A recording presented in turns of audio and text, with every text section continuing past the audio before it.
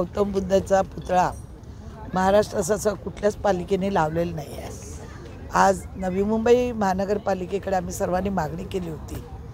त्याचप्रमाणे डॉक्टर बाबासाहेब आंबेडकरांचा पुतळा, जिजामातेचा पुतळा आणि अहिल्यादेवींचा पुतळा असे 4 पुतळे या माझ्या प्रभागात लावावे, जेणेकरून ऊर्जा लोकांना त्यांनी केलेलं काम, त्यांच्या गौतम बुद्धांनी दिलेले संदेश शांतीचे आज लोक येतील, इथे बसतील, मेडिटेशन करतील।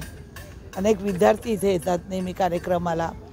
गौतम बुद्धाच्या पुतळ्याच्या माध्यमातून ते काय घेऊ शकतात विचार, ते विचार घेण्यासाठी आणि इकडे शांतीचा संदेश देण्यासाठी बरेच दिवसापासून माझी मागणी होती। आता तो पूर्णत्वाला येत आहे आणि आमचे सगळ्यांचे नेते आदरणीय रामदास आठवले जे आमचे कवी सभागृहाचे, ते आज येणार आहेत त्या दिवशी आणि आम्हाला आनंद आहे की त्यांनी आमचं आमंत्रण स्वीकारलं। किती तारखेला येणार? तारखेला सकाळी 11 वाजता ते इथे येणार आहेत आणि नवी मुंबई महानगरपालिकेचे डॉक्टर कैलास शिंदेची माझं बोलणं झालेलं आहे।